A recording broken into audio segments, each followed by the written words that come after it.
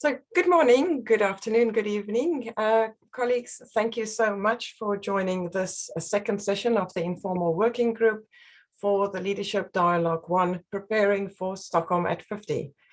First of all, I need to say Happy Earth Day. What a fabulous day to convene this informal dialogue that we're having today around a healthy planet for the prosperity for all. And we're going to talk about our responsibility and our opportunity. My name is Corley Pretorius. I'm Deputy Director of UNEP WCMC and part of the Secretariat of the Stockholm Plus 50 International Meeting. And it's with great pleasure that we open this consultation today. We're going to start off with opening remarks from the co-chairs for Leadership Dialogue 1, which is Ecuador and Canada.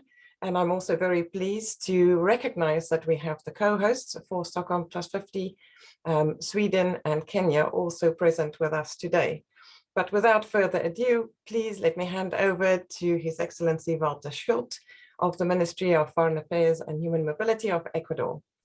Please, the floor is yours. Thank you very much, Cornelia. I'm very glad to be here. And good morning, afternoon, evening to all the participants. It's really a pleasure to be here with all of you today in this commemoration of the Mother Earth Day, like I said, which coincides with this second meeting of the informal working group of Leadership Dialogue 1. That is a continuation of what we have been doing together with Canada, co-chairing this part of the process of collective reflection, I would say, as we prepare for the meeting in Stockholm. During the first of this informal working group, as we remember, or for those who have not been able to join us before, we discussed on the theme of the dialogue and specific issues areas. We reflected on how far we have come since the Stockholm conference in '72, but we also reflected on the insufficiencies, the gaps and barriers, and even new challenges that have come after all these years. There is a clear call of urgency that is more than needed, and this has been demonstrated by scientific evidence, by the voices of those who are mostly affected or disproportionately affected from these challenges and threats to our planet. It is clear that there is a need for actions to implement existing commitments and follow a path to achieve our goal of a healthy planet and prosperity for all. All that discussion contributed greatly on the drafting of the background paper, plus the preparatory meeting that we had on 28th of March at the UN General Assembly in New York.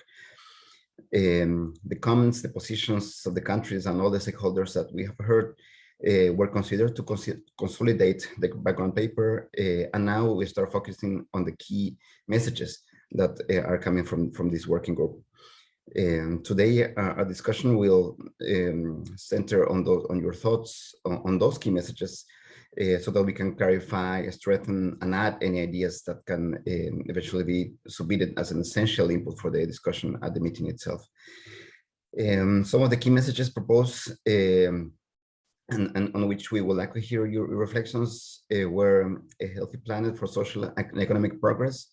So policies, new measures of progress, scaling up finance that prevents degradation and pollution, a need for an effective and fair multilateralism to implement existing commitments. So no need to redraft, renegotiate some of the commitments after all the effort, the consensus that took place to reach them. The need to respect the real principles, including equity and CBDR, throughout the implementation, the need for sustainable, predictable, innovative financing, as well as access to technology transfer and capacity building for developing countries, the need to fulfill human rights and at large, but also the human right to a clean, healthy, and sustainable environment, and the need to integrate some joint approaches for climate action, ecosystem restoration, pollution prevention, disaster reduction, inter alia. So we really look forward to today's discussion, to your reflections and comments on those key messages. And it's now my pleasure to get back to you, Cornelia, or to give the floor to especially for Stefan Tion, our dear co-chair from Canada. Fantastic. Muchas gracias, Walter. Yes, I'm going to hand over to Ambassador Gian, please. And I've noted that people are already posting their names and affiliation and where they're calling in from in the chat. So that's fantastic. Please do continue. Ambassador Gian, the floor is yours, please. Thank you, Cornelia. And thank you, Walter. You spoke very well. Always a pleasure to be co-president with you. Ladies and gentlemen, welcome. It's my turn to welcome you in this 8th Earth Day to the second meeting of the informal working group for the leadership dialogue, for the leadership dialogue 1. Thank you to our two co-presidents, Ambassador Kim Young-gu and Ambassador Lissinger-Weitz, as well as UNEP for your leadership in organizing today's important meeting. Important indeed. We are April 23rd. The Stockholm Plus 50 Summit is for June 2nd and June 3rd. It is fast approaching. Hence, the great importance of this second and three working group meetings. Our task today at this Leadership Dialogue 1 is to identify concrete recommendations for global action, solutions to achieve a healthy planet for all, and healthy planet for all and in the future. Recommendations and solutions to feed the dialogue's background and concept note. Walter and I thank you in advance for your ambitious engagement, because it is ambitious. It is about nothing less than reversing the global current trend, which too often relies on self-destructive development. We need to find sustainable development, not self-destructive one. Sustainable development paths that future generations can also benefit from. There is no future development with a depraved and deteriorating ecosystem. You have the opportunity to identify these paths of sustainable development through this informal working group we have today. I was encouraged by the fruitful discussions held during our first informal working group on March 10th, which highlighted three key underlying themes for this leadership dialogue. As Walter said, urgency, but also interconnection and collective action. Urgency. 1 million of the 8 million known animal and plant species are threatened with extinction, and ecosystem degradation is accelerating worldwide. In the 2015 Paris Agreement, we committed to limiting global warming to well below 2, preferably 1.5 degrees. Unfortunately, we are not going down this path. Many of our countries, including Canada, have committed to act strongly to reach carbon neutrality for 2050. Only 20 years away. 2050 is almost tomorrow. If that is not urgency, in fact, we are talking of nothing less than transforming in a few decades the material basis of our industrial revolution, the energy produced by the combustion of fossil fuels, oil, gas, and coal. This means that as soon as possible, urgently, we must electrify our transport, capture CO2, deploy renewables, deploy clean hydrogen. In short, make sure that everything we talk about in a dialogue like this one today becomes, in a few years, clean, affordable, large source of energy on all continents. In addition, we will have to better protect forests, restore green cover, restore the health of our oceans, essential sources of carbon sinks.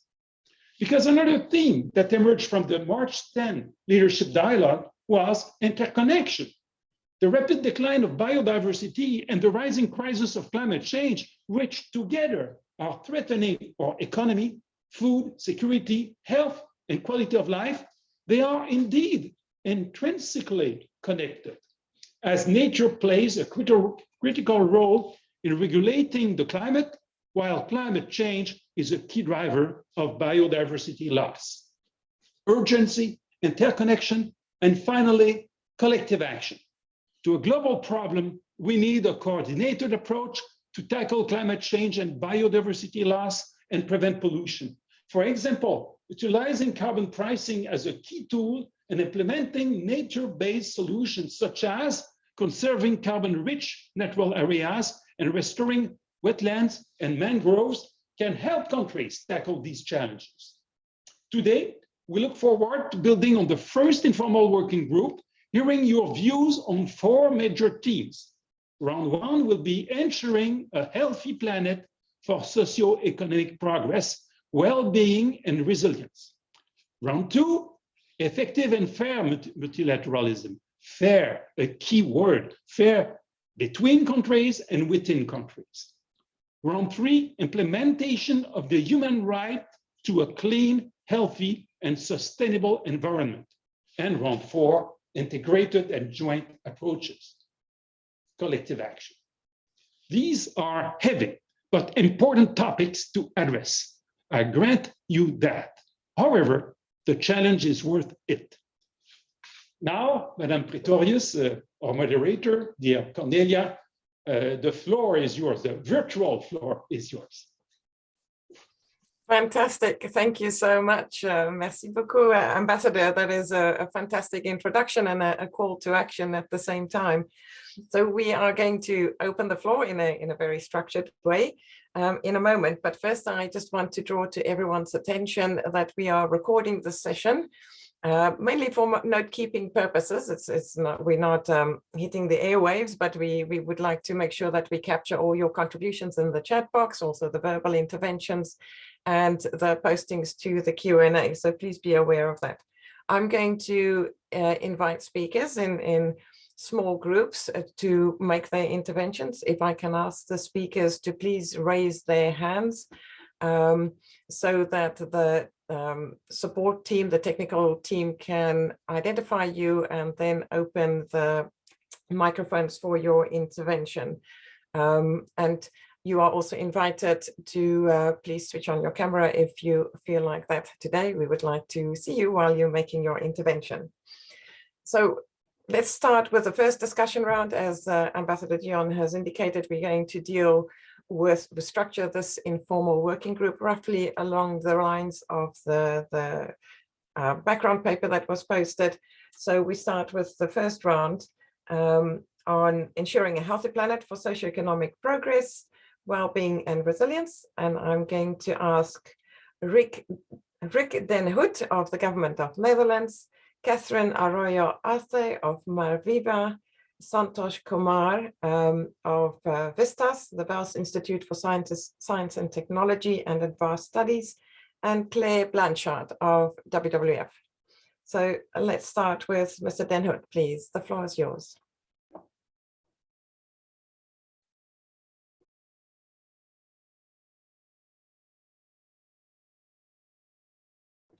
Maybe if I can ask the technical colleagues to stop the screen sharing, and then it would be a little bit easier for us to see the participants also. Thank you very much.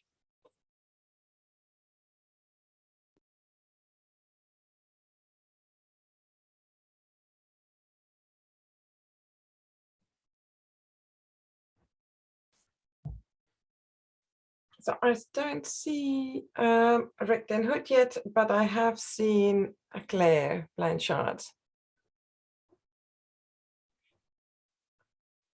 Yes. So Claire, why don't you go ahead? Thank you very much, and all protocols observed. Thank you so much, everyone. WWF is concerned at the insufficiently concrete, ambitious, or transformative recommendations for all 3 leaders' dialogues.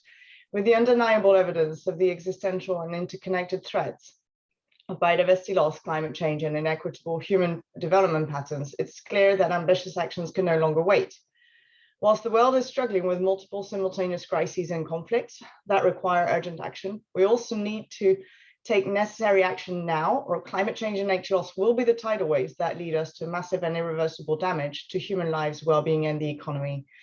50 years ago, Stockholm witnessed the first time in human history that the environment became a major issue. Now more than ever, Stockholm Plus 50, taking place on the eve of historic decisions for nature and biodiversity, has the duty to be a step change moment needed. WWF calls on member states to consider the following as key concrete measures of progress moving forward. 1, given there is no path to a 1.5 degree world without nature, a global goal to not just halt but reverse biodiversity loss to be nature positive by 2030, meaning we have more and healthier nature in 2030 than we had in 2020, is not only measurable, but of essence. We need a carbon neutral, nature positive, equitable world. And Stockholm Plus 50 must contribute to this. With the economic driver being, with the economy, being one of the key drivers of this crisis, the equitable and inclusive transition to a nature positive economy also needs to be one of the key efforts alongside net zero efforts. And this transition needs to be clearly defined and implemented effectively through a roadmap to get there by 2030.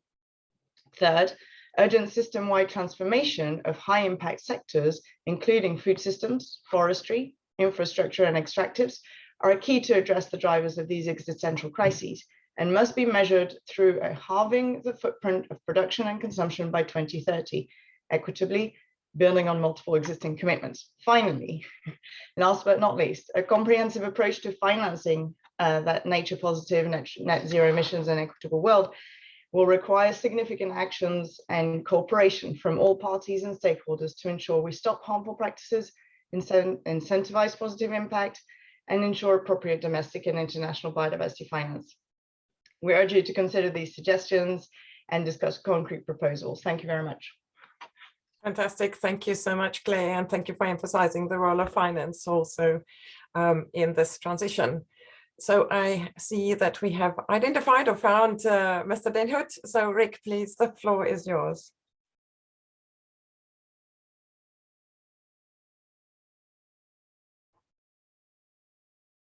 It might be my pronunciation. So can I ask the government of the Netherlands, please? I believe he had technical difficulties and Okay. he may have dropped off. All right. Thank you very much, Brittany. So let's go to Santosh, please. Santosh Kumar.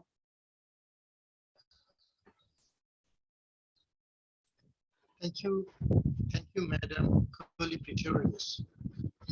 Spiritualism, good thoughts, and indigenous medicine make the planet healthy. Traditional system of medicine will play a major role for boosting the body's immune system to protect against various pandemics. Protect Earth resources and live along with Mother Nature leads to peaceful and healthy planet. Save planet Earth, and a healthy soil of Earth can cater food for the entire world. Thank you very much, Madam Chair. That is wonderfully succinct and to the point. Thank you very much for that. So the next speaker that we invite was Catherine Orozco Arce. I also don't see that she is sort of already online. Maybe perhaps that might be the issue.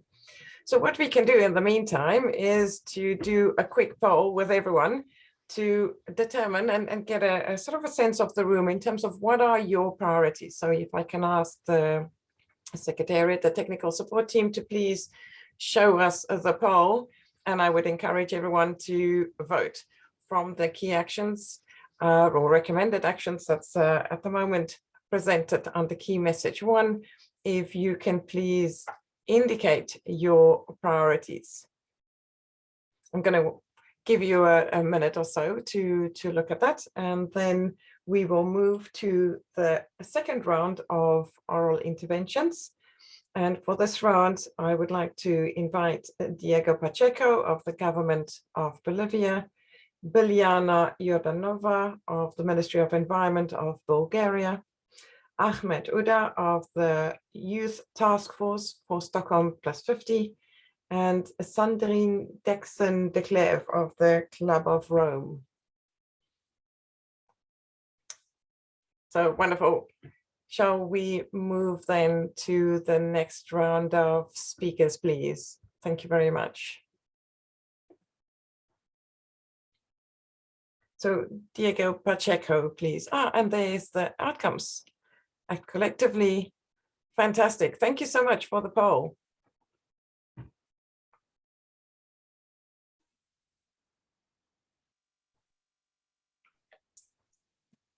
Right.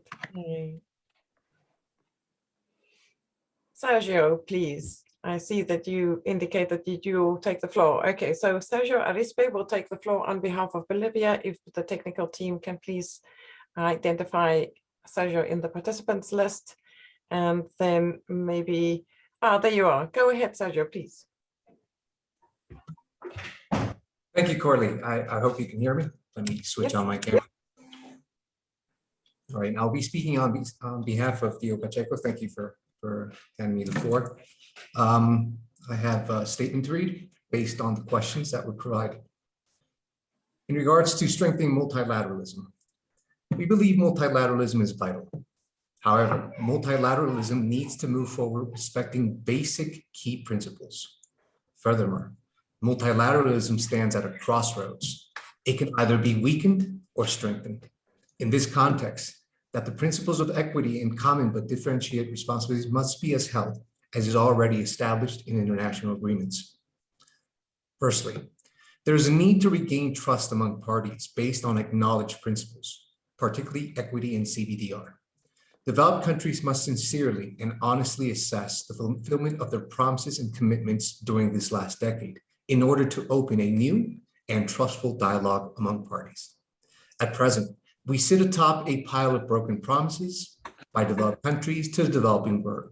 For example, in UNFCCC, there is an unfulfilled commitment of USD 100 billion, as well as unfulfilled pre-2020 commitments by developed countries. Therefore, dialogue and trust is the only means forward to save the planet and humanity of the multiple crises detonated by the uneven distribution of wealth, warmongering, and the protection of corporate desires.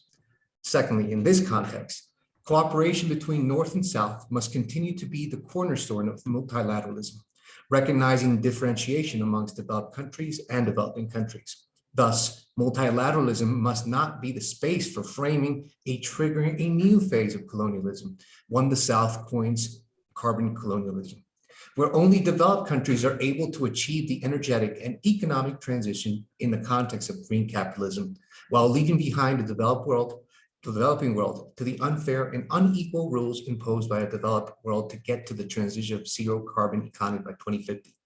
A just transition to sustainable socioeconomic systems is urgent and the only way forward.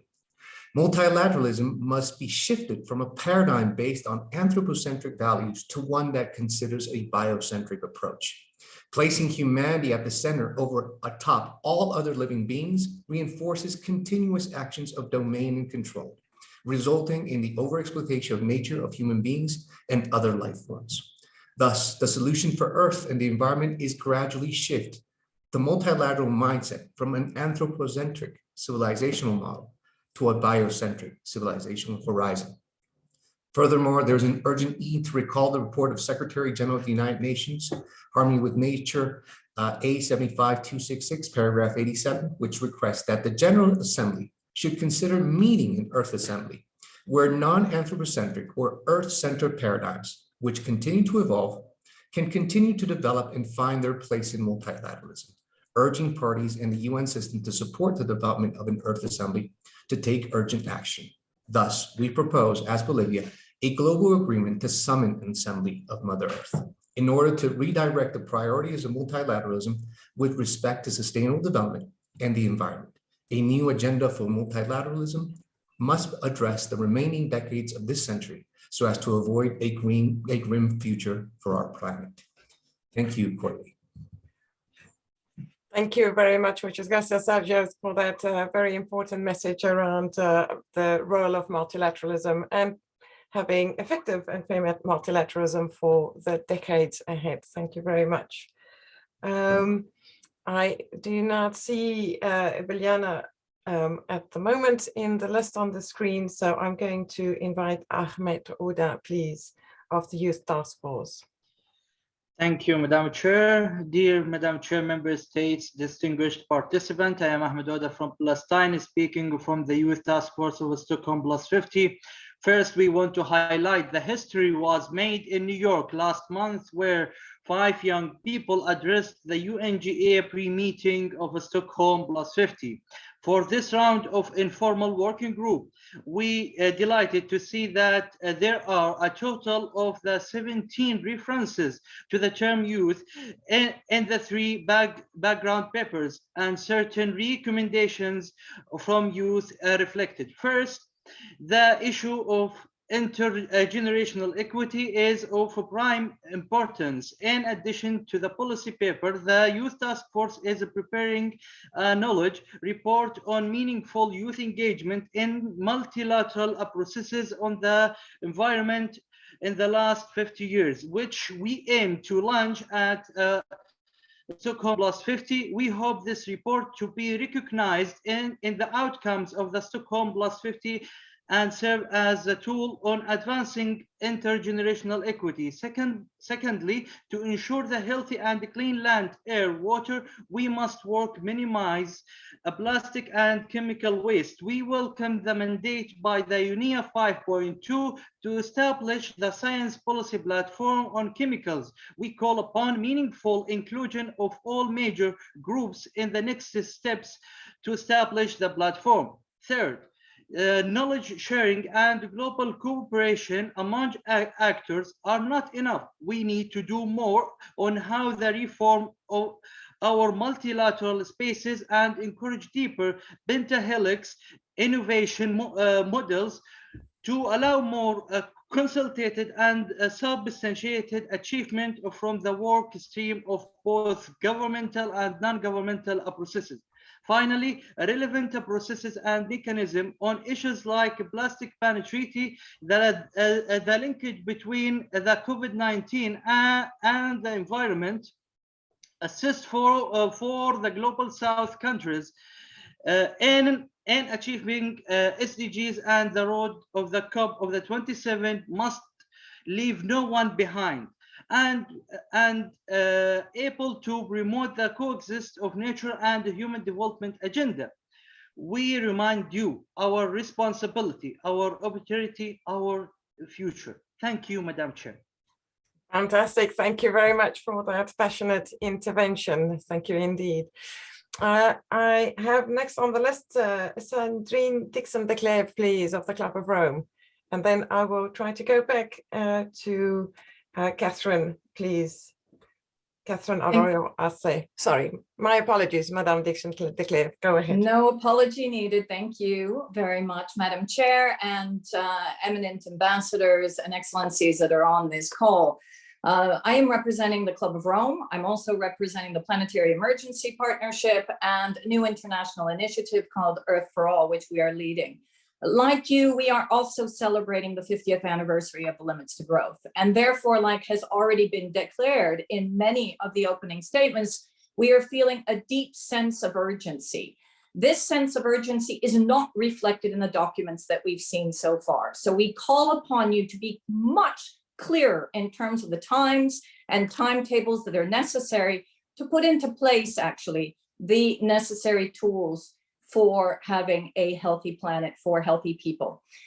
In terms of sharpening the text and the key questions that have been asked, we would like to ask if there is a possibility to commit to slashing greenhouse gas emissions by 50% by 2030, which, as we've seen from the IPCC report, is clearly needed at this time. The same as the calls from WWF in terms of becoming nature positive, also by 2030, by reversing biodiversity loss. What is necessary here as well is to ensure that we have the 100 billion commitment from rich nations that was agreed in Paris that goes towards those nations that need it most. But we also need to honor the COP agreements, the CBD agreements, the agreements that have been made on desertification. In this case, we need some level of accountability and transparency in order for governments to actually do what they said they would do.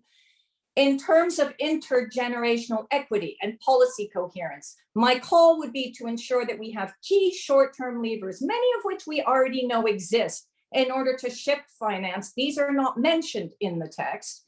We're not looking at key economic shifts in that sense either. Those would be addressing green taxonomy principles, strengthening the ESG, the Equator principles, ensuring that we give these existing mechanisms more teeth. In addition, going beyond GDP, putting in place donut economic models or being economic models that we see in the we go governments and going beyond just GDP indicators to growth. And we know this is possible.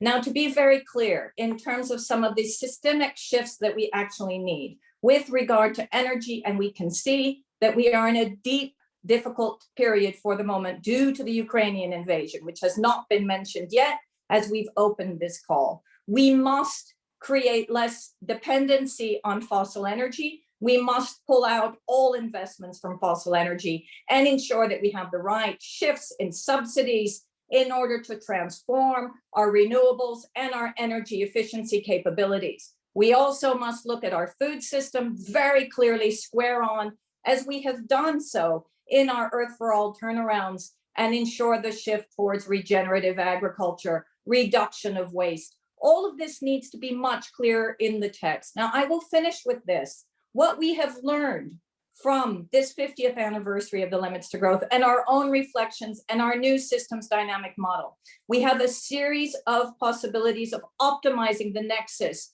between different systems. We need to be clever, more strategic in the way in which we do so. And I do not see the optimization of different measures, the nexus measures that we could put in this text to show that we're not just repeating the many words that we have said for so many years. Final point, include a framework for sovereign debt resolution. Ensure that we bring in poverty and equity as key. We will not be able to shift or transform our economies if we do not take into consideration the three key turnarounds that we have looked at: empowerment of women and youth, ensuring that we address poverty head on, and addressing inequalities. That needs to be clearer in the text. Thank you very much. Fantastic. Thank you very much, Madame Dixon de Cley, of such pragmatic, powerful, and passionate suggestions that you include there. And indeed, one of the questions that we're seeking to address through the consultation today is to look at how do we make those connections, the policy coherence, to look at how do we bring intergenerational equity also into these urgent actions. But thank you very much specifically also for highlighting the need for very specific numbers and figures and dates and timelines. I think that that's a great suggestion. We're going to continue. I have two speakers that I have called on that haven't spoken yet. So Catherine Arroyo Arce of Marviva and Biljana Jordanova. So if I call the speakers, I would like to remind you, if you can please raise your hand. We will continue, and if we find our speakers among the participants, if they're willing to step forward, then we can go back to them. So let's move on to the second round, and we have touched on some of these issues already in the first round, and that is around effective and fair multilateralism. So again, the question is, how do we sharpen these actions? Are there things that are missing that we are not looking, that we haven't brought into, and we've had some examples already. So the first round of speakers in this section of the informal working group is Abdulaziz Al-Amri of the Ministry of Energy of Saudi Arabia, Rocio Marlene Acosta of the Ministry of Environment of Peru, Mamadou Mustafa Lo of the World Youth Parliament for Water, and Nini Ikela Niemann of the Red Cross, please, the IFRC. So if you could please raise your hands, and then I will give you the floor. So Mr. Al-Amri, please go ahead, the floor is yours. Thank you very much. I hope I'm audible. Apologies, yeah. My camera isn't working at the moment, but if I may start, I'd just like to thank you, Madam Chair, and thank you, dear colleagues, for the background paper prepared for this session. And allow me to just highlight a couple of areas as we move forward on this very important topic, and reflecting on the urgent need for actions to achieve a healthy planet and prosperity for all. It's important that we recognize global realities and recognize different global realities when we're writing up policies So we make sure that whatever policy we have is reflective of the current national states and national circumstances, needs, and priorities of each country. Also, I'd like to highlight that the implementation of the Paris Agreement stands to be achieved to reflect equity and the principle of common but differentiated responsibilities and respective capabilities in light of the national circumstances, and to be within reach of the temperature goals of the Paris Agreement. We should have an inclusive approach in an inclusive manner. This includes adaptation action and measures such as establishing the global goal adaptation, reducing vulnerability to climate change, and channeling investments towards adaptation action, in addition to measures that could have mitigation co-benefits. Effective implementation also of sustainability actions depend on policies, on collaboration and cooperation at all scales, as well as capacity building. We believe that international collaboration is very important to pursue, to share experiences and knowledge among members and with the international organizations. We also need to promote and foster the role of research and development to introduce new options, expedite market availability, and reduce the cost of the existing technologies. We also need more sustainable, inclusive, affordable, reliable approaches and solutions. It's necessary to develop effective systems that consider the economic and societal needs, circumstances of different regions, as well as global realities. Thank you very much. Wonderful, thank you so much. And thank you also for very good timekeeping. You were at the first sound of the bell, so you had a little bit of time left, but thank you very much for a succinct and very to the point statement. And next to Mamadou Mustafa, please. Go ahead. Hello. Yes, Mr. Law, please. Yeah, I'm Mamadou Mustafa Lo. I'm a Senegalese man, a young student in environment. I'm an activist for fight against climate change and the protection environment in Senegal. I'm a member of Water Young Parliament in Water. Do you hear me? Do you receive me? Yes, please, we do hear you. Please go ahead. Do you receive me? Yes, please, go ahead. Please continue. Yeah, I think I say that I am a member of World Young Parliament for Water. Mm-hmm. We have many programs to fight for the disponibility of water in the world and the water solution. So I'm very happy to participate in this debate.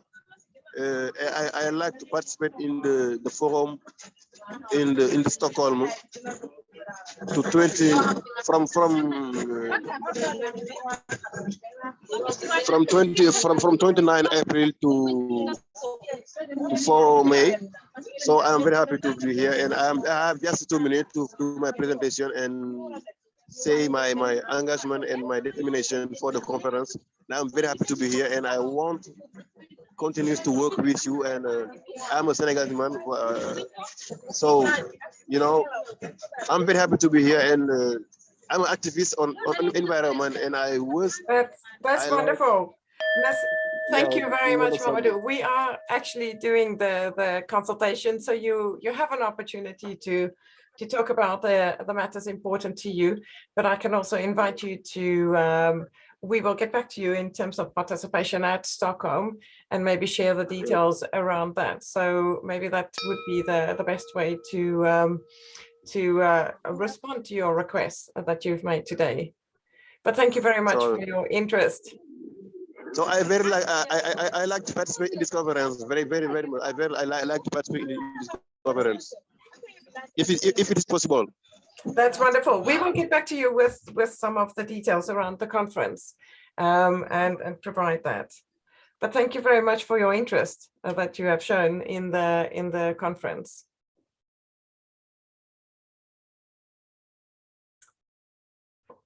There you go. Very good. Thanks. Next is Nini, please. Nini Iklaniman.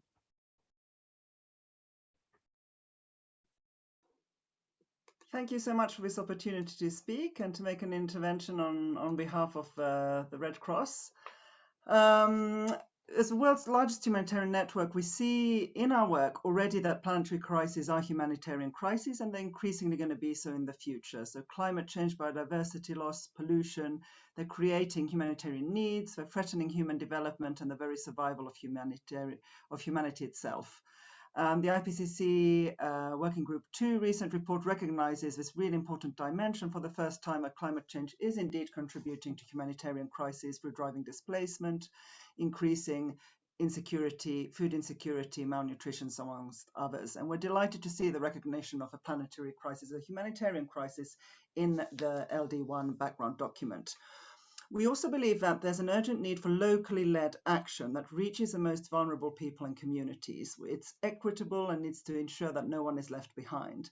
And so we think that the Stockholm Plus 50 text could more strongly recognize the importance of adequately supporting local action in particular, and that it reaches and empowers most vulnerable people and communities. That's currently referred to in the context of decision-making inclusion, but we think it should be stronger on the needed support and action dimensions. Nature is a key component of community resilience to climate and environment-related disasters, and they're really happy to see that the current text recognizes the linkages between climate action, ecosystem restoration, and disaster risk reduction. The second message and the current wording in the background document talks a lot of the effective and fair multilateralism in climate vulnerable countries, but this, however, includes also countries enduring conflict, which are highly vulnerable to climate and environmental risks due to their limited adaptive capacity. And we'd like to see better acknowledgement on the particular role of vulnerable countries in conflict to climate and environmental risks, need for scaled up support. Thank you. Wonderful. Thank you so much, Nini. Thank you for that important contribution and bringing in the local action, but also the humanitarian dimensions and the crisis dimensions into the conversation. I see I have called on Rocio Marlene Acosta of the Ministry of Peru. We have not been able to locate Rocio, so we will continue searching and calling on Rocio. What we can do now for a little break is to do the second poll, and this time we can take it a little bit slower perhaps. And this is for a key message 2, ranking the actions on order of priority on effective and fair multilateralism. So I will give a little bit more time, and then once the results are available, then we will display that. Oh, there are a few people that are unable to see the poll. Well, let's see if we can iron this out.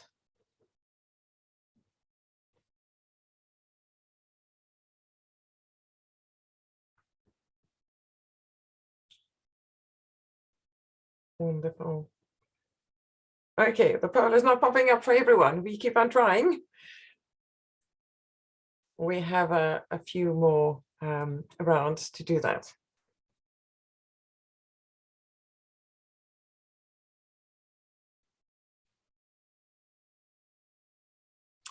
So there it is automatic. There's not much what we can do about it. The system has generated it. And there we see, oh, very even voting actually in terms of across the 3 priorities. Very interesting. For the next round of speakers, then I would like to call on the following people to raise their hand, please. So first, Richard Jordan, chair of the 60th annual DPI NGO conference, Giuliana Gatti, Prime Video, and Alejandro Luque of Children and Youth Major Group. So if you can please raise your hand, then Richard, you have the floor.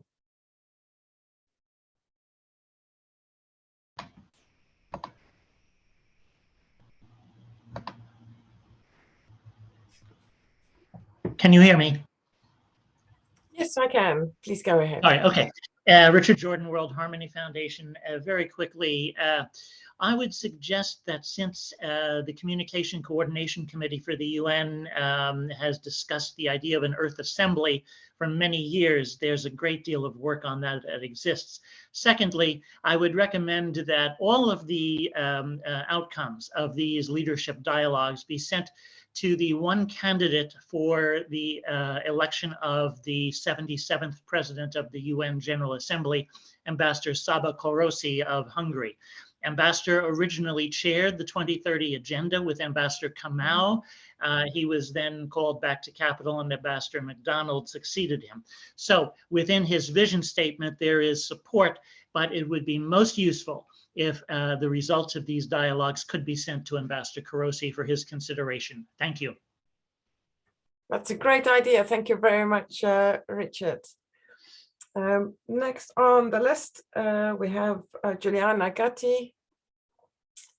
Let me just see, we've had exchanges. And then Alejandro Luque, also, who I don't see at the moment.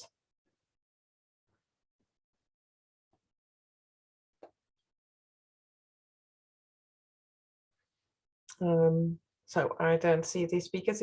Juliana, fantastic. There you go.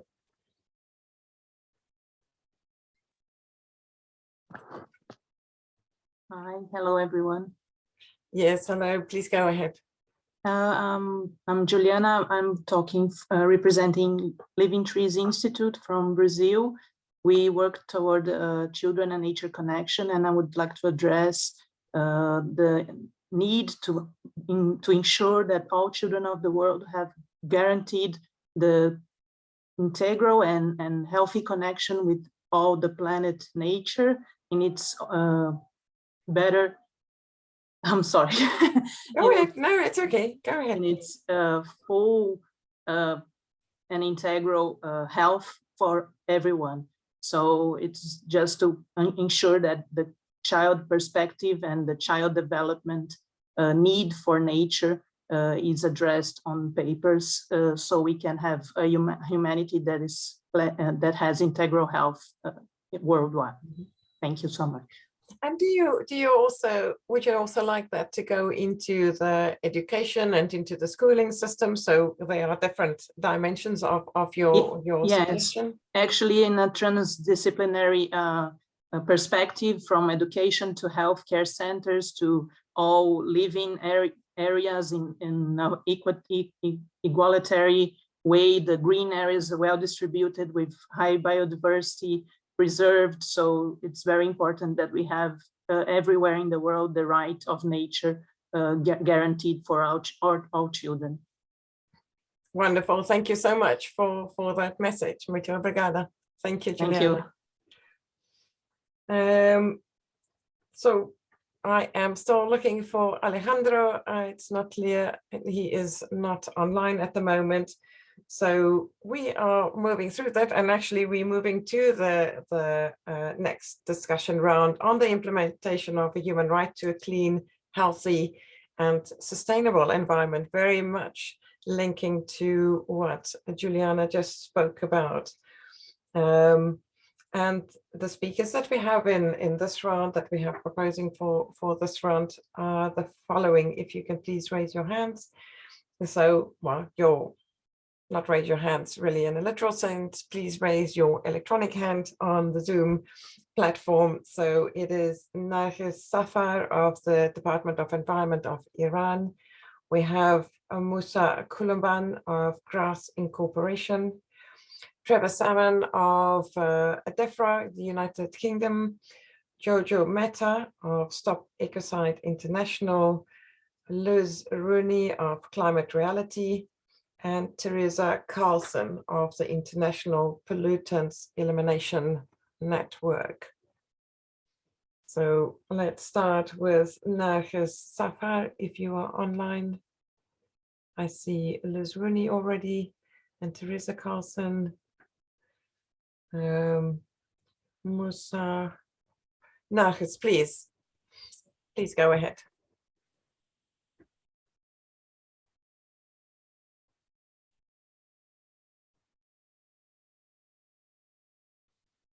Nargis Safar, you can go ahead, please.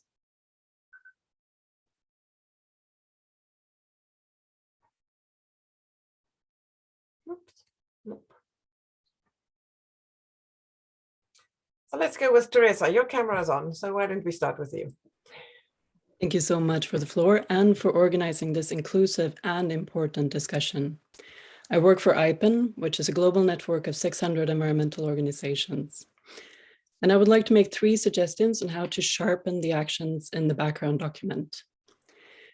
The first one is that aside from pollution and waste, I would suggest that we include pollutants, since pollution often only encompasses air pollution. The second one is that in order to fight plastics and chemicals, in chemical pollution and pollutants, it is important that we explicitly state that we need to decrease production of petrochemicals.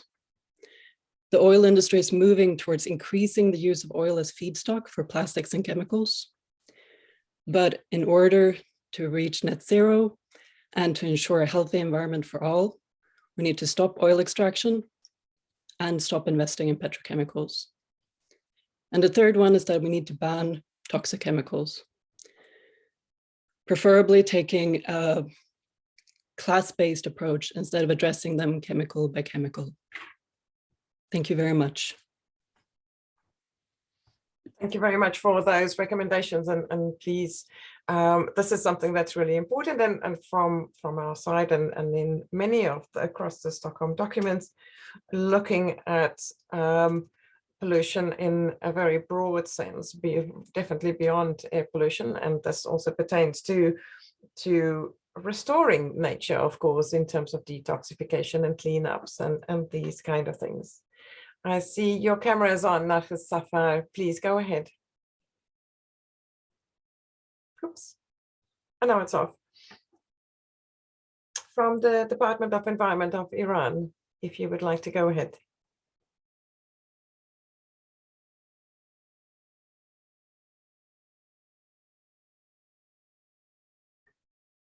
There seems to be a little bit of freezing there.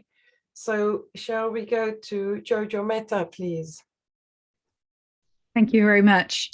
Dear colleagues and distinguished delegates, a key stated aim of Stockholm Plus 50 is to identify solutions and actions of a cross-cutting nature to drive implementation through a whole of government and whole of society approach, leaving no one behind.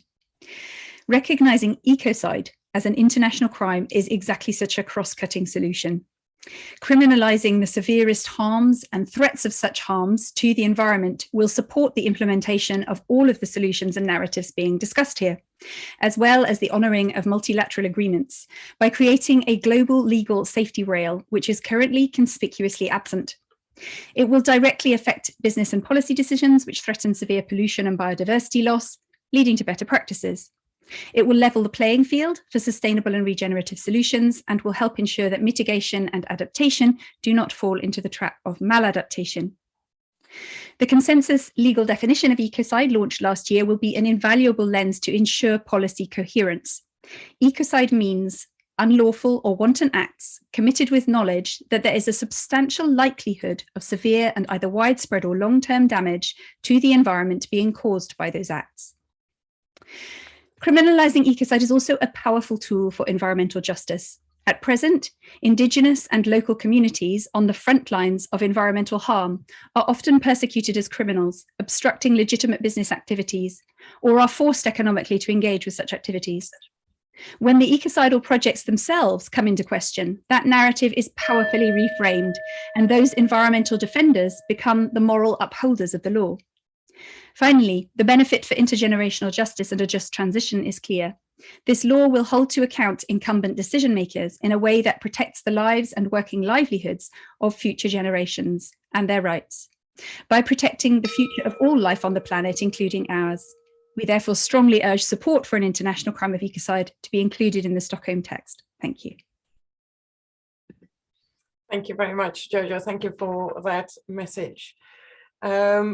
Let's see if the Department of Environment of Iran, Nargis, are you able to join us? I see you have some technical problems. Yes, oh. Yes, please go ahead. Thank you so much.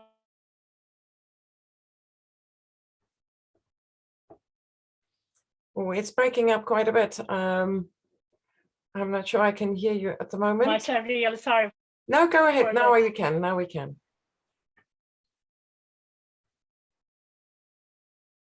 Please go ahead.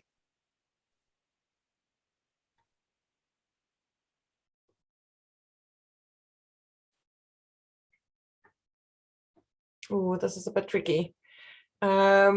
So I'll come back to you in a moment. Thank you, Madam Chair. Wishing you a happy Earth Day to all. I would like to express national level about their citizenship rights in having a healthy. Like to express that increasing all their citizenship rights in. Yeah.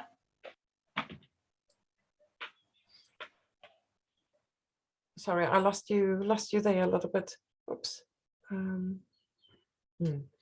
We can get back to you in a moment, and maybe by chat also. So next I have Liz Rooney and then Alejandro Luque, please. Good morning, and thank you for allowing me to speak on behalf of Climate Reality. I'm going to keep my camera off to avoid any technical issues. Thank you so much. We cannot have a healthy planet when wealthy nations are clogging developing countries with secondhand textile exports. The US alone exported 1.5 billion pounds of secondhand textiles in 2018. These exports end up in secondhand markets around the world, and 40%, if not more, of these textiles end up in landfills where they pollute the air, the soil, and the water of the communities that see these exports as economic opportunities. This is a violation of the Human Rights Council Resolution 4813 on the right to a clean, healthy, and sustainable environment. The recommendation is to minimize textile exports to developing countries, especially second-hand. The fashion industry needs to be held accountable for their unsustainable production and for the negative impact in their environment. I think the fashion value chain needs to be evaluated and transformed, and sorting secondhand textiles that are going to end up in the landfill is not an economic development for anyone. Thank you so much. Thank you so much for that intervention, and it is a piece that's quite specific that we haven't incorporated, so we will definitely look at how we can bring those elements. There are some sections around sustainable supply chains under key message 4, but that specific challenges that you've mentioned, very much appreciated for raising them. Next, Alejandro Luque, and then if I can also ask Trevor Salmon to please raise his hand so that he can be identified. Alejandro, please. Thank you very much for the floor. My name is Alejandro Luque. I'm from Ecuador, talking on behalf of the Children and Youth Media Group for UNEP and the Stockholm Plus 50 Youth Task Force. Today, I would like to tackle three main points that will be reflected on my intervention. The first one is to restate that the Stockholm Plus 50 Youth Task Force has been working on a policy paper, has been working on more than 34 policies that are reflecting the global voices of the youth, and that are reflected as well in the interventions that the youth did historically for the first time, more than 5 youth on the Stockholm Plus 50 pre-meeting done in New York the past 28th of March. So and for that, I would like to reflect as well some of the policies taken on the leadership dialogue #1 for them. The first one is the new measures that will be taken to recognize ecocide as a crime against peace and include them in the Rome Statute, and that youth people's participation should be guaranteed. And for this and to reach international equity, we need to reach international intercultural equity. And by this, I mean that we should go to the roots of the problem, going to education, and that most traditional education systems are inadequate in showing youth the harsh realities in the world. Through non-formal education frameworks, youth are able to gain awareness about the importance and the urgency of the environmental crisis that our planet is facing. So through formal educational frameworks, how much progress we should do. Thank you very much, and we urge governments and stakeholders to bring forward concrete plans and programs to Stockholm Plus 50. Nothing that $1 invested in young people today will generate thousands times leverage on returns. Because if you, current leaders, do not act on these problems, can provide adequate support to young people today, how do you expect us to solve these problems tomorrow? Thank you very much. Muchas gracias, Alejandro. Very, very good message. Thank you very much for that. We are going to go back and try the Department of Environment of Iran. Naches, you've tried to connect on a different device. Would you like to go ahead, please? Yes, thank you so much. I'm so sorry for these problems. I would like to mention to the issues, increasing people's awareness at the national levels about their citizenship rights in having a healthy environment will improve human rights to the environment. Enumerating environmental citizenship rights based on the environmental challenges and capabilities of each country is a comprehensive tool for implementation macro measures and policies. Every citizen has the right to enjoy a healthy and clean air free of all type of pollution, including air and water pollution and other harmful pollutions. Secondly, the respect of the human rights of the people who are living in downstream countries is very important. Very important in exploiting joint natural resources, such as transboundary rivers by upstream countries. Unfortunately, these important issues has been severely ignored in international and multilateral agreements and laws, while has left irreparable and natural consequences. Lack of attention to these issues and unilateralism have led to the degradation of ecosystem and their services, and also low loss of livelihood in downstream countries. It is strongly expected that Stockholm Plus 50, beyond delivering a general message, will invite and encourage countries to strengthen their cooperation in respect in context of multilateralism with their neighbors as a huge step to the safe environment and respect to human rights to the environment. As Stockholm 1972 became a major platform for introducing the environment to the world, Stockholm Plus 50 can be a light for concerted actions. Thank you so much. Wonderful, thank you so much, and I'm really glad you managed to connect there. Thank you, Naches. So we are going to do another poll for this round of key actions.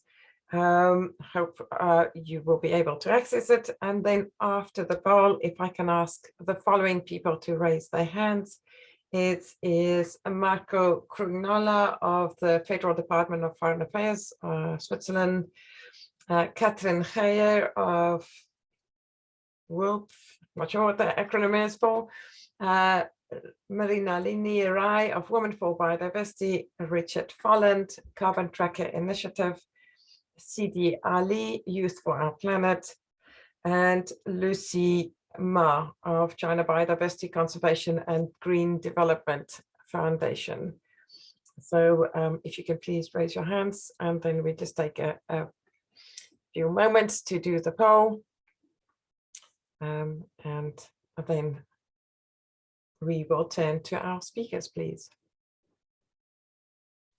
Me? Just a moment. Let's just finish the poll. I just want to see. There you go.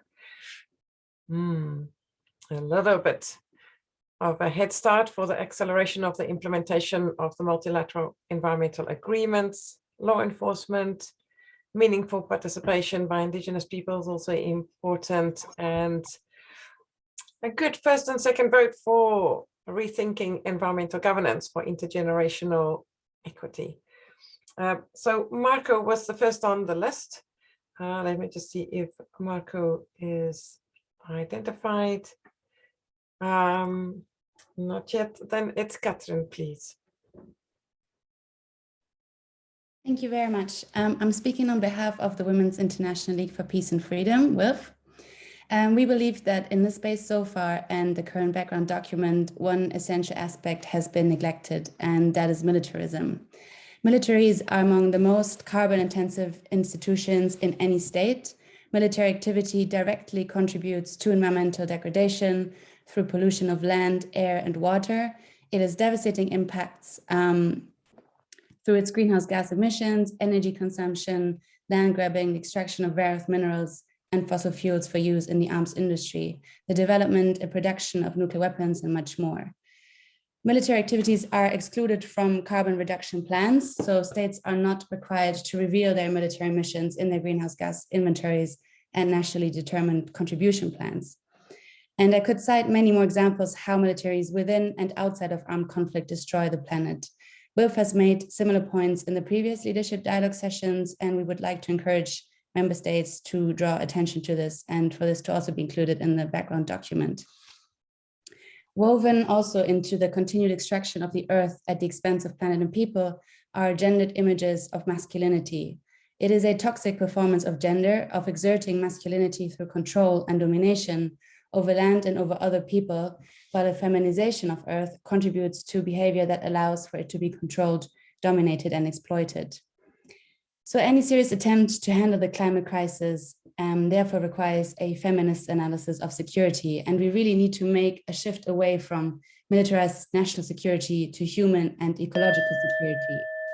And WILF was honored to co-host a webinar that took place yesterday, actually, featuring feminist activists from around the world who elaborated on the links between fossil fuels, militarism, and patriarchy, and their mutually amplified threats to planet and people. So it is really a reality that cannot be ignored, and there cannot be a healthy planet if we don't have peace. Thank you so much. I'll share the recording of the webinar that I just mentioned in the chat as well. Thank you. Fantastic. Yes, please do. Please do. Thank you very much for that message, Catherine. I don't see Merlini Ryan, Women for Biodiversity. So let's go to Richard, please. Hello, I'm Policy and Government Affairs Advisor to the UK-based think tank Carbon Tracker Initiative and a member of the team working on the Fossil Fuel Treaty Initiative. We view Stockholm Plus 50 as a major opportunity for the international community, notably governments, to address the key issue of fossil fuel supply and how business as usual around the world on oil, gas and coal production will make us unable to limit global warming to 1.5 degrees and will undermine all 17 Sustainable Development Goals. The UNEP Production Gap report is unequivocal about this. The UN Secretary General said just earlier this month that it would be moral and economic madness to fund new fossil fuel projects. This is why we believe that a fossil fuel non-proliferation treaty, where governments and multilateral organizations prioritize international cooperation on fossil fuel supply, situating it within the UN system in order to complement the UNFCCC regime, is essential. Specifically on this session on the human right to an environment and how to address intergenerational equity, we believe that a just and equitable transition to renewable energy and economic diversification are prerequisites for fossil fuel phase out, and they will contribute to the spectrum of public policy objectives, notably a low carbon economy, health, clean air, and biodiversity. It should be no surprise that youth groups around the world are increasingly supporting a treaty of the kind that I have described. Climate change is inherently a threat to intergenerational equity, as greenhouse gas emissions of the current generation will have impacts on generations to come. In conclusion, Stockholm Plus 50 can be the turning point where the international community finally grip this threat that the greenhouse gas emissions from oil, gas, and coal production pose to our climate. Thank you very much. Thank you very much. And indeed, a very good message for a big milestone event in terms of a turning point for our development pathway and thinking about the future and intergenerational equity. Thank you so much. I did a few moments ago, so I see Sidi Ali on the screen, but he has disappeared. But I'm very pleased that Meralini Rai is here. So Meralini, go, and then you, CD, please. Thank you. My name is Mrinalini Rai. I'm the Director for Women for Biodiversity and really happy to be here sharing this space. Women's rights are human rights. They should be at the center of Stockholm Plus 50, something that was missing at the 1972 conference. However, it was this conference that paved the way for the 1992 Rio Earth Summit and the Rio Declaration, the first international environmental instrument to explicitly recognize the twin realities of women as especially vulnerable to environment degradation and as agents of change. As Principle 20 of the Rio Declaration states, women play a leading role in the environmental management and in development. In response to the draft report for the LD1 prepared in early March, which recommends key messages and urgent actions, the right to a healthy, clean, and sustainable environment is one that should be the foundation of all environmental policies and planning, as well as for well-being and prosperity. It is time to step up and pursue the full realization of human rights, respect for dignity and justice for all. We have been talking about transformation, shift, agenda, policies, the change, but we have yet to translate these high ambitions into actions at all levels. Full and effective participation, access to information, and justice are prerequisites to ensure that the whole of society is on board as equal partners in addressing the environmental crisis that we are facing today. COVID-19 pandemic is causing a resurgence in extreme poverty, affecting women the most. It has been intensified violence against women and limited the participation in policy and decision-making. At the Global Gender Gap Report of 2021 by the World Economic Forum, it says another generation of women will have to wait for gender parity as the impact of COVID-19 pandemic continues to be felt. Closing the gender gap has increased by a generation from 99.5 years to 135.6 years. This is a reality for women and girls, a fact today. To build back better, we need to bend the curve of inequality and injustice and embed a human rights-based approach for the healthy environment. In ending, this year, there are still some opportunities to do something right, as the three Rio conventions are going to adopt crucial decisions that will impact the next decade of environmental action. In particular, the CBD's post-2020 Global Biodiversity Framework, a blueprint for 30 years of living in harmony with nature. That is being negotiated and will be adopted later this year, the CBD COP15, is an opportunity to once and for all lead a holistic view where social and environmental issues are addressed together. So let's seize this moment to bring these aspirations to life with concrete actions that deliver a rights-based approach for present and future generations. Thank you. Thank you very much, Mrinalini, for that contribution. Ishmael Sidi, please go ahead. The floor is yours. And then Lucy after you. Okay, dear chair, member, state, and distinguished colleagues. My name is Ismail Sidi Ali from Nigeria, from Youth for Our Planet, and I am speaking on behalf of the Stockholm Plus 50 Youth Task Force. Madam Chair, in difficult times, the urgency to take action for our planet unites us as humanity with common responsibilities towards the most vulnerable people and the edge biodiversity. By strengthening regional collaboration, we can find common goals and needs at a regional level that can be solved together to set a prioritized agenda to work about common issues in countries and make review on a regular basis. Also, there's need. Okay, so also there is need to open the space for multiple stakeholders to collaborate between nations globally to ensure intergenerational equity and policy coherence. There's need to institutionalize group representation, fund youth participation globally, and specifically help vulnerable youths to attend this kind of meeting with inclusivity, and capacity building with open access for youth participation that is fair and representative among different processes. Thank you, Madam Chair. Thank you very much, Ishmael, for that important message. And we're very pleased with the participation and the interest of all the youth groups and the networks in this process, in the preparatory process, and the way that you are self-organizing also. It's just fantastic. So on the road to Stockholm. Next up, Lucy Ma, please. Thank you very much. And I'm representing the China Biodiversity Conservation and the Green Development Foundation. Today is the Earth Day. I would like to propose 3 points. The first one is we need an Earth for all. And I recommend that the term Earth for All be written into the Stockholm Statement. Because when it comes to say all, it doesn't only mean our people, but also the nature.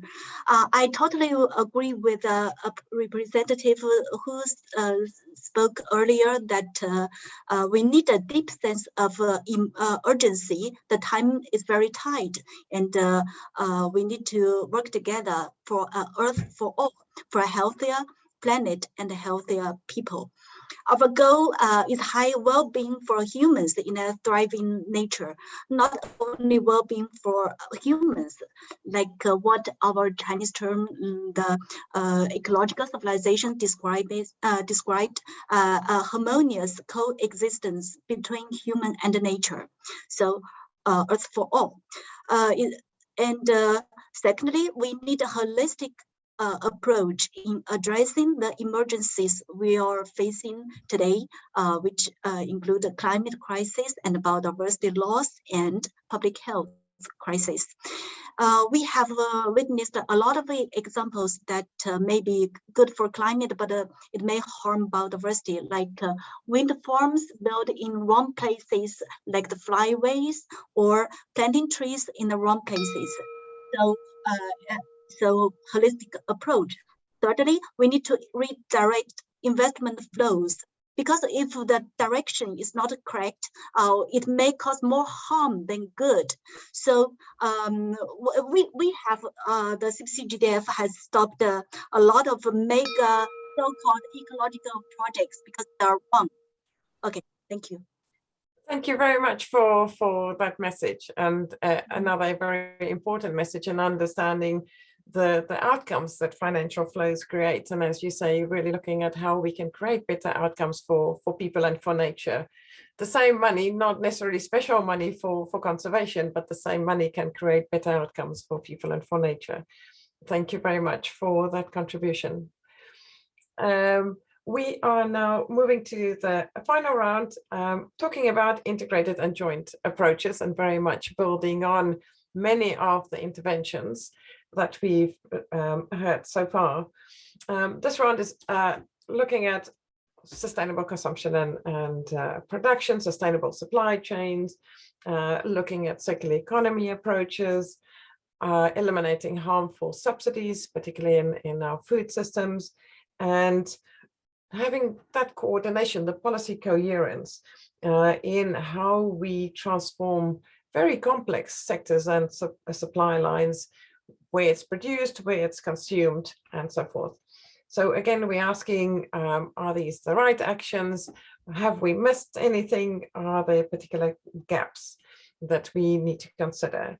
So in the first round of interventions, we have NLS Meba of Youth SDGs, Malawi, Arvind Kumar, India Water Foundation, Albertina Nyatsi, Positive Women Together in Action, and Bert de Vel of the International Confederation of Trade Unions. So if you can please raise your hands, then the technical team can find you. Fantastic. So I don't see our youth colleague yet. So let's go with Arvind, please. Kumar, go ahead, please.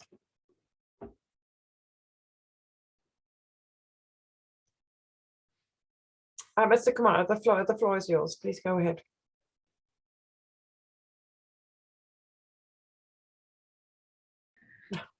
Good afternoon, Chair and colleagues. This is Dr. Arvind Kumar, President, India Water Foundation.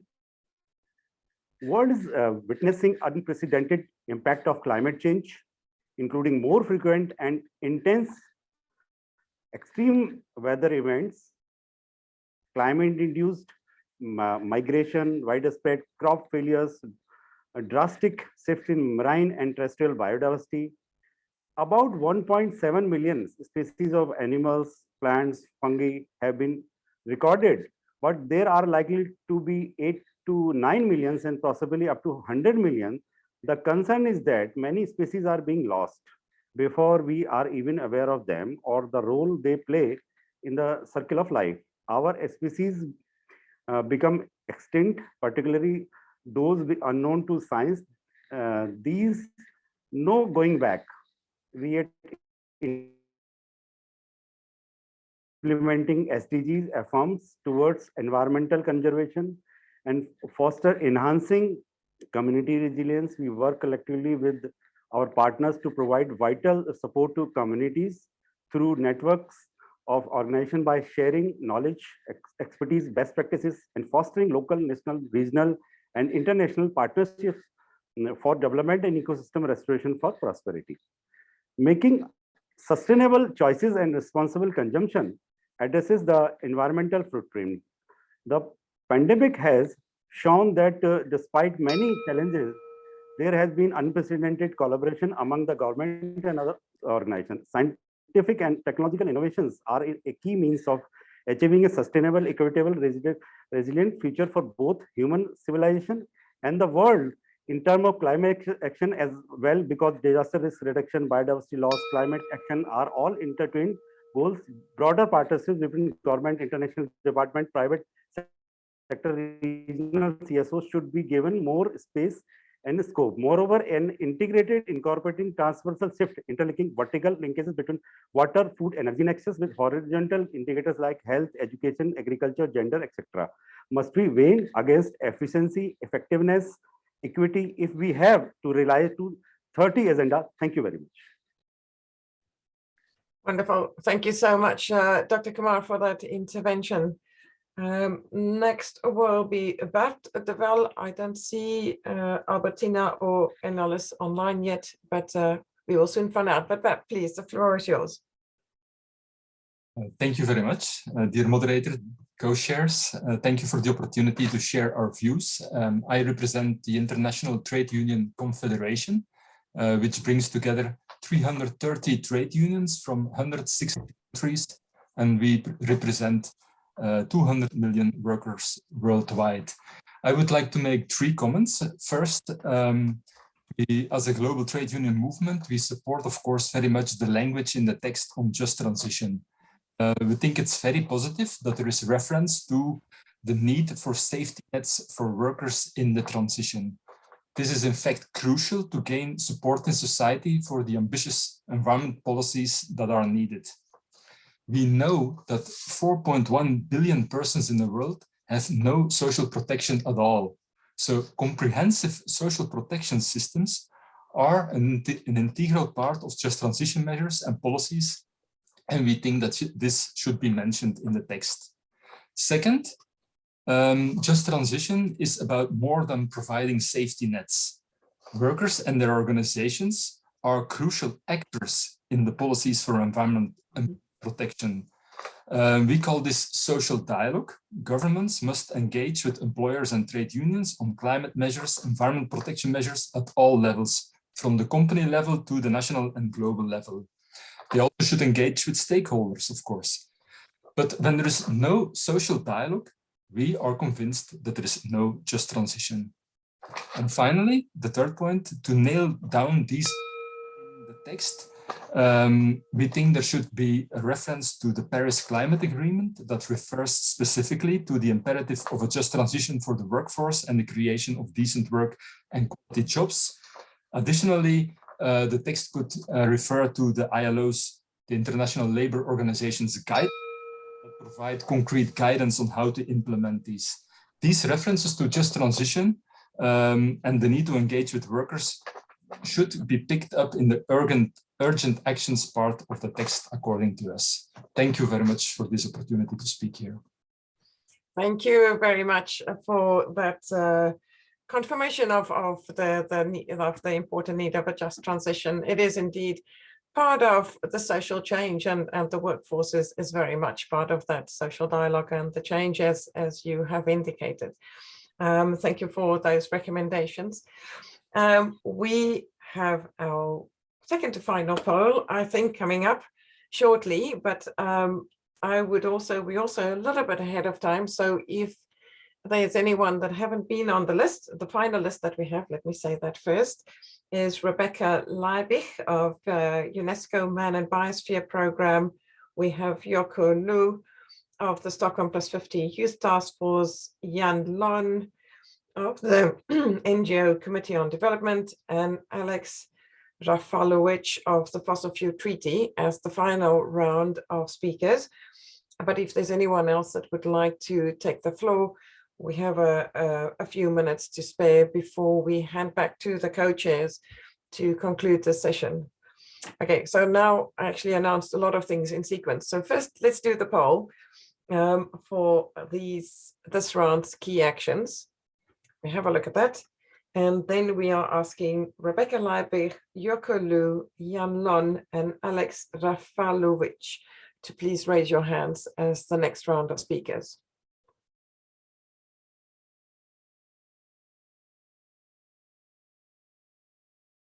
So let's see.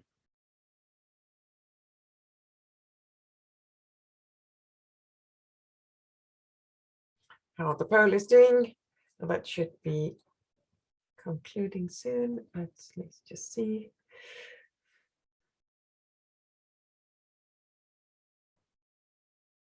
And of this list, that's interesting. Very even. So if we are very democratic about it, we should have all 4 actions as priorities, it seems. But thank you very much for voting. It's very interesting to get the feedback. So let's see, I don't see Rebecca, but I do see Yoko and Jan and Alex, in fact. So why don't you go ahead, Yoko, please? I'm here. So dear Madam Chair, member states and distinguished participants. My name is Yoko Ru from Japan and with ties to Canada, and I am speaking. The COVID-19 pandemic has caused a considerable psychosocial impact on society. In many regions of the world, the mental issues of young people between 15 and 24 years old have been doubled. Education and economic opportunities are disrupted, resulting in social isolation and uncertainty about the future. These opportunities are especially challenging in the global south, where there is an inadequate supply of clean water and food, and limited access to proper health care infrastructure. Therefore, a healthy planet needs to be ensured that the basic necessities are met. First, support for mental health and no cost needs to be increased, and young people need to be aware of these opportunities that is offered at local healthcare institutions. These mental health facilities need to ensure that all young people require support through a holistic approach so no one's left behind.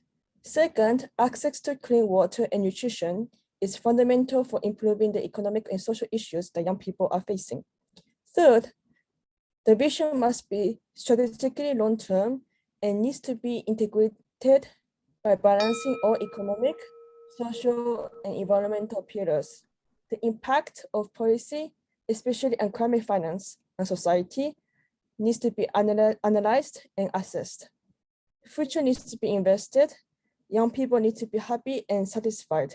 Young people are for the future. Thank you, Madam Chair. Thank you very much, Yoko, for that contribution. Next is Mr. Lund, please.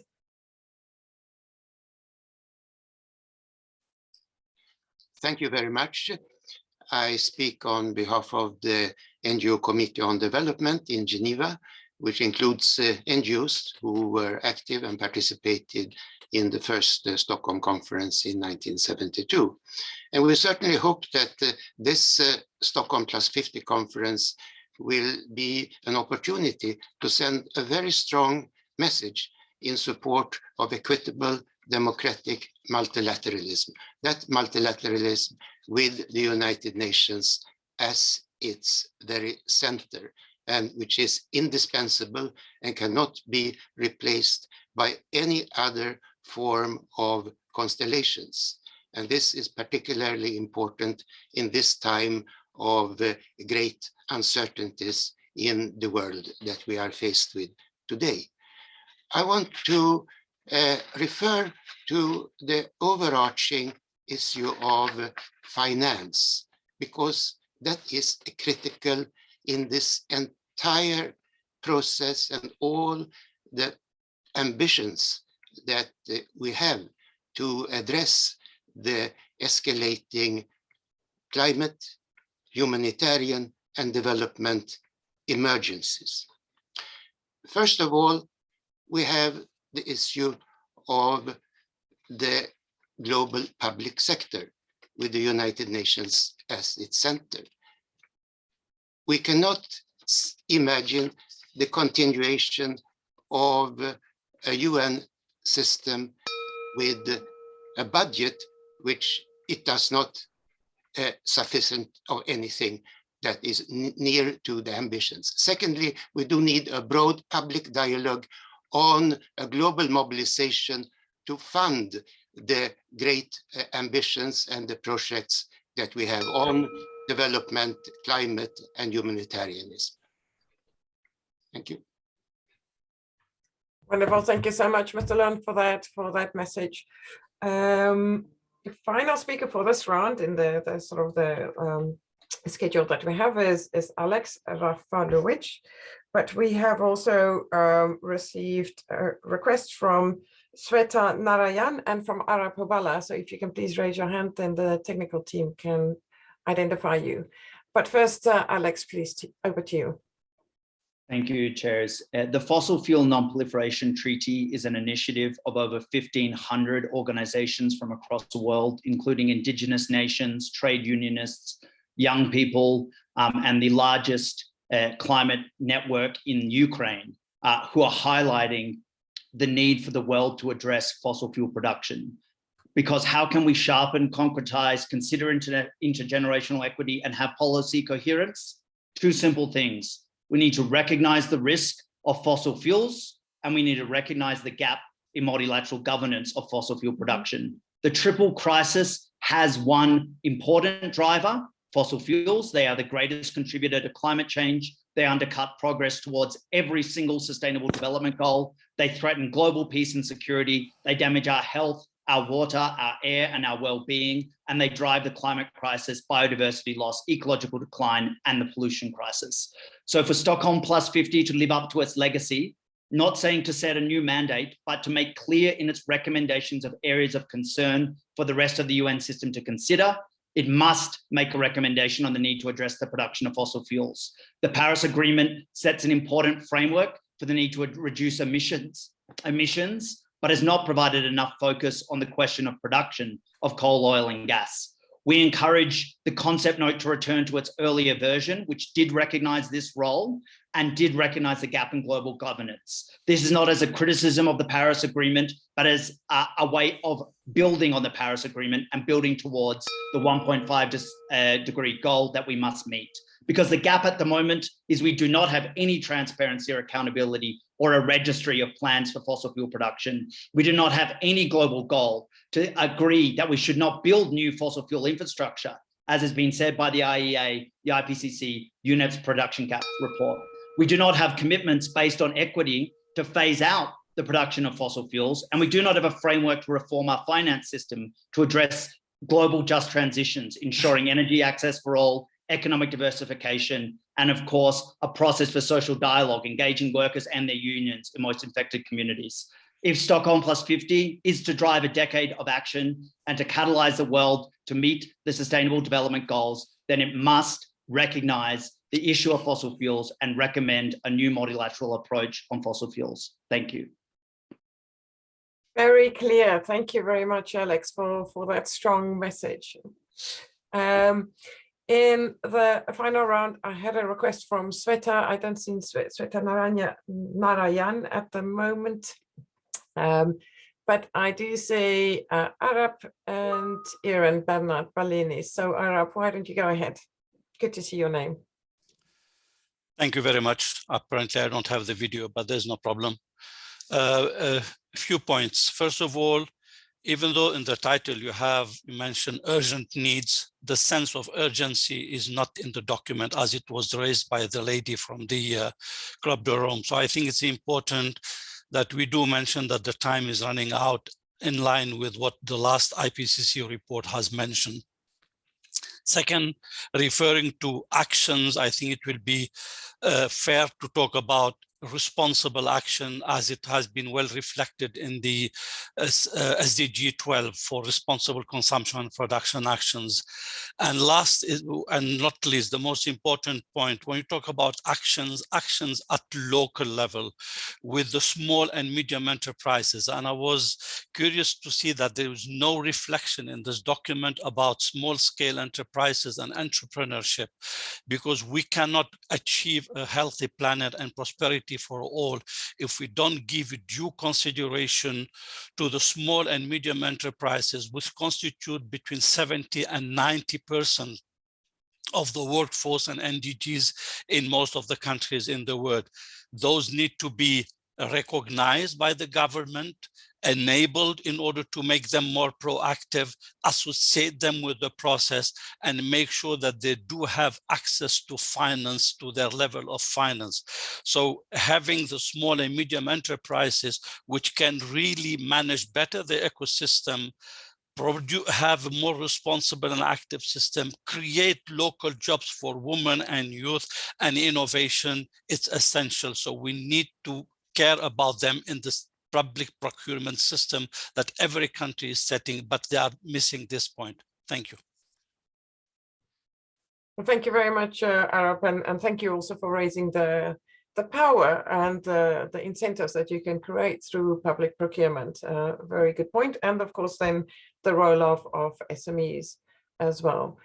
Sweta Narayan, thank you very much. I can see you now. Please go ahead. Thank you, Madam Chair, for giving me this opportunity. And as a network of public health advocates, we are here to make a case for placing health at the heart of our efforts to protect environment and the people it sustains.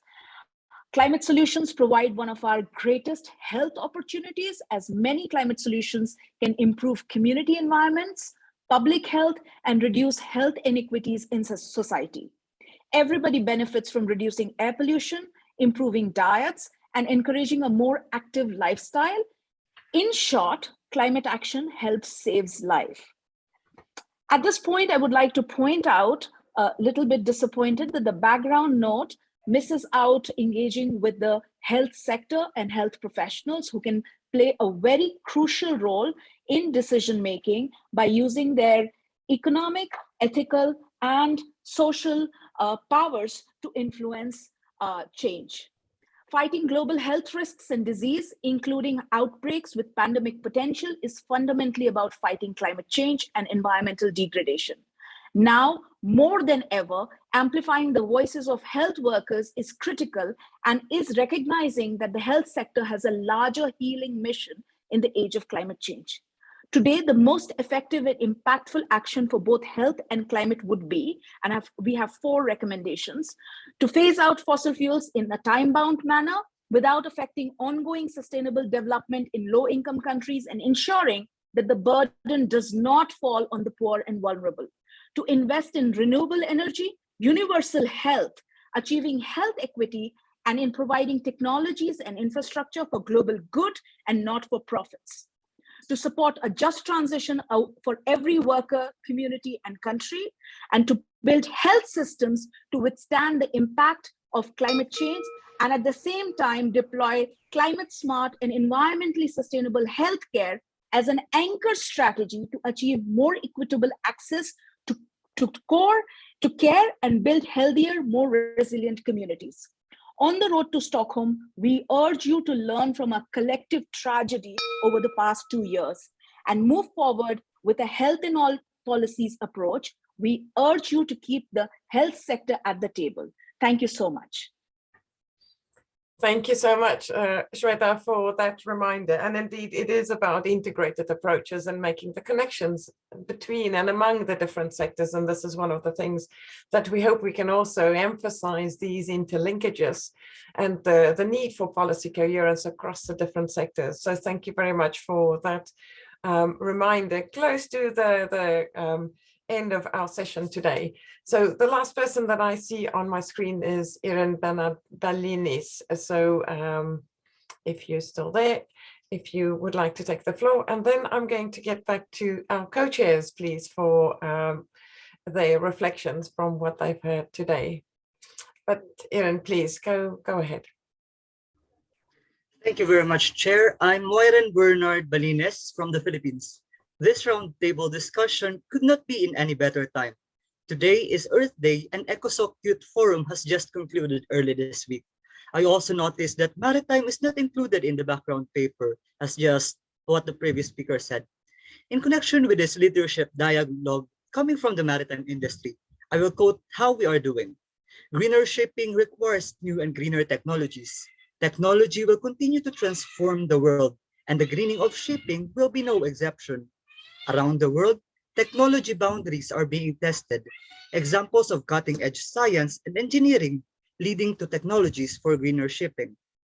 Embracing inclusive innovation and technology deployment is key to the success of the transition to the greener global shipping. However, inclusive innovation needs close collaboration between governments, industry, and academia, and the entire maritime value chain to realize its true benefits. Inclusive innovation also needs strong South-South and North-South cooperation, where all stakeholders come together, especially for green technology demonstrations, diffusion, and uptake at the local level in developing countries. All these efforts need to be supported with innovative financing strategies so that no one will be left behind in this green transition. Well, to tie everything together, there has been much talk about all stakeholders joining together and intergenerational equity. It's time the maritime industry and its workforce, especially the young professionals, take the helm too. With this, I strongly urge that maritime industry be included in the Stockholm Plus 50 document. Thank you very much. Thank you very much for your contribution, Irene, and indeed very much maritime industry, very much part of our supply chains and our value chains and our global economy. So thank you for that reminder. A few moments before I hand back to the co-chairs, I actually had another poll that I wanted to show, a last one, just in terms of, are there any gaps? So with sentences, words, ideas of, do you think and I recognize, I must say, I recognize very good contributions throughout the conversation today. So not necessary to repeat those, but if there are any outstanding issues, this is your last chance. No, not really your last chance. This is a chance to give us your thoughts. And then I will proceed to hand over to Ambassador Dion, please. The floor is yours. Thank you so much. What I will try to do is to sum up what I have heard. Not everything, I will not have the time, but it's a bit disorganized, sorry, but I will do my best. I think the 3 points we mentioned at the beginning, urgency, the fact that everything is interrelation between everything, and collective action. Everybody agrees with that, but asks for more recognition of urgency, more recognition that everything is intertwined, and more collective action.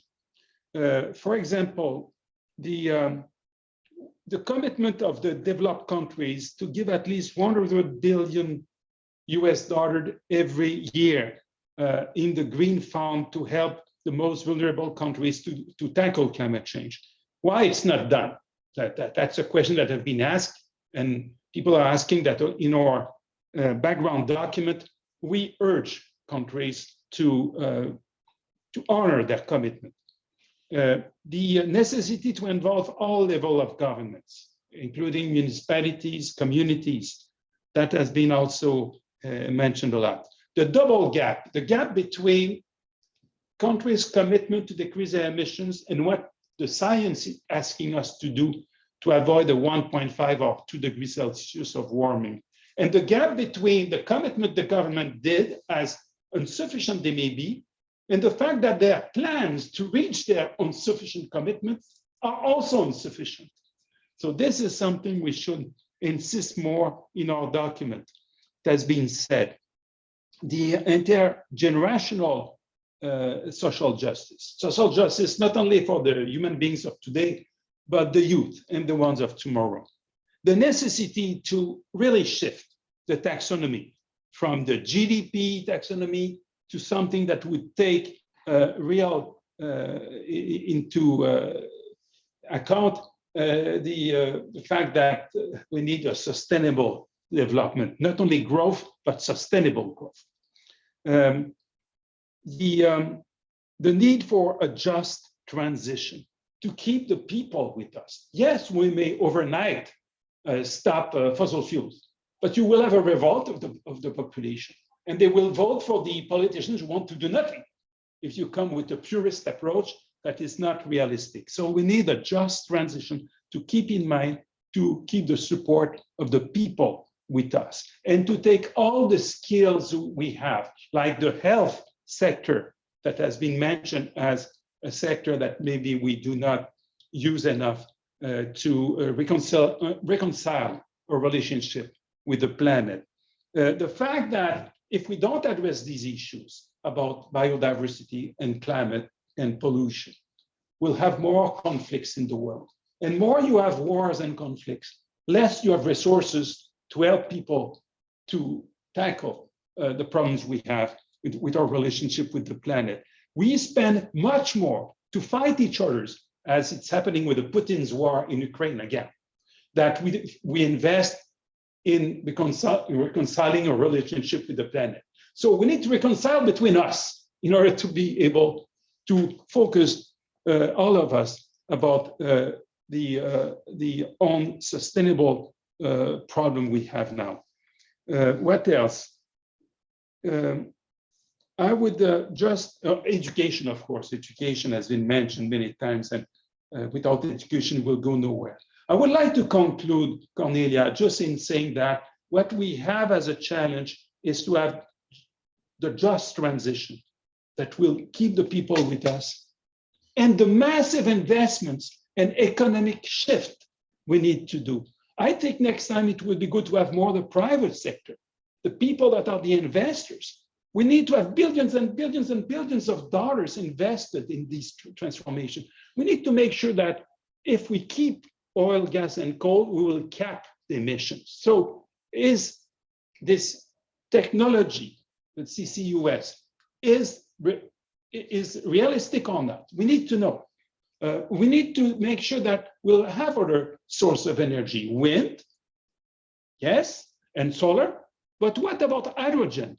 The investments will take to make sure that our hydrogen will become an energy, not an energy of the future forever, because it's what it is. Hydrogen is the energy for the future forever. No, we need hydrogen in the coming years. So imagine the investment it's supposed, and the mobilization of the science of every country, the scientific, the universities, and the private sector. So I conclude with that.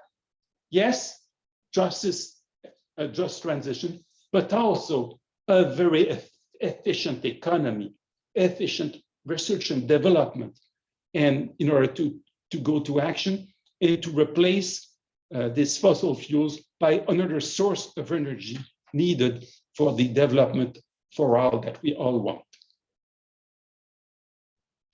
Thank you very much, Ambassador Dion, for those observations. And Yes, the engagement with the private sector is definitely, as you say, something we need to take forward in the next rounds, looking at how we can address some of those barriers to this transformation.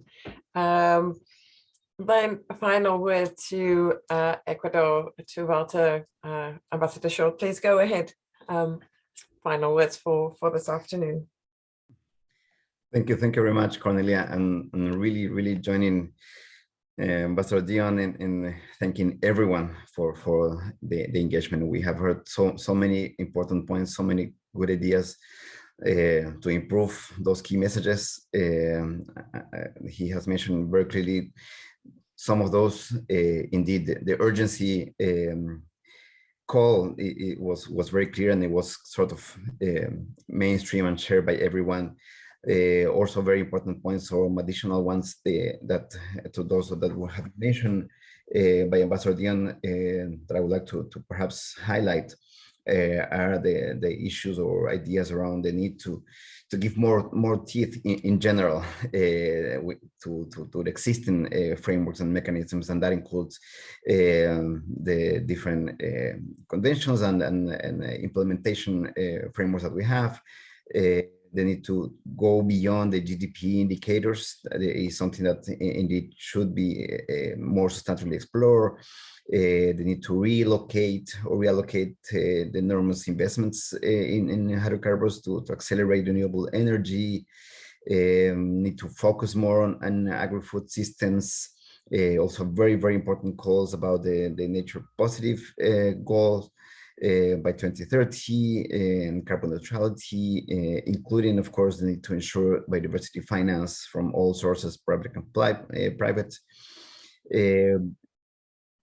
The references to vulnerability in terms of countries and social groups were also very clearly reflected and mentioned, and all of that connects with the issue of not only participation but empowerment that were also highlighted in terms of youth. So very glad to see my fellow Ecuadorian also representing the youth groups in this process, but other youth voices as well, including, of course, the role of women, indigenous people, communities, and other groups.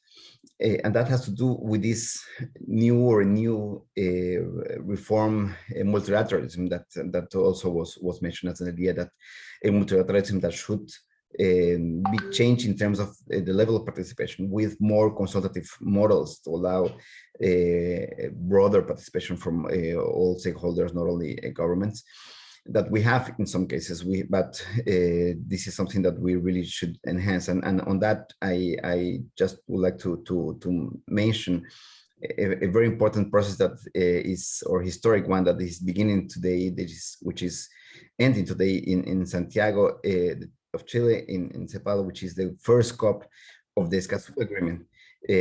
That is all about that synergy also that Ambassador mentioned in the beginning, and that many of you have also shown clear examples of that need of interconnection between human rights and the environment action, with enhancing the rights of information, participation, and access to justice as well.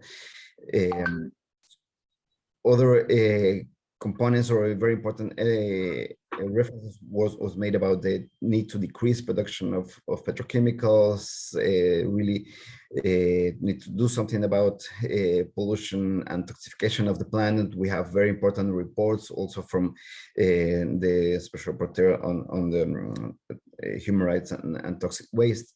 And also we have the issue of the very important mandate of to develop a future agreement or treaty on plastic pollution, which involves the whole cycle of plastics and of course including microplastic, nanoplastics, and pollution on the marine environment, but at large plastic pollution in general. And I think we have a great opportunity, as we have mentioned in other forums, that For once, we have the demonstration that multilateralism on the environmental sides have a possibility to deliver.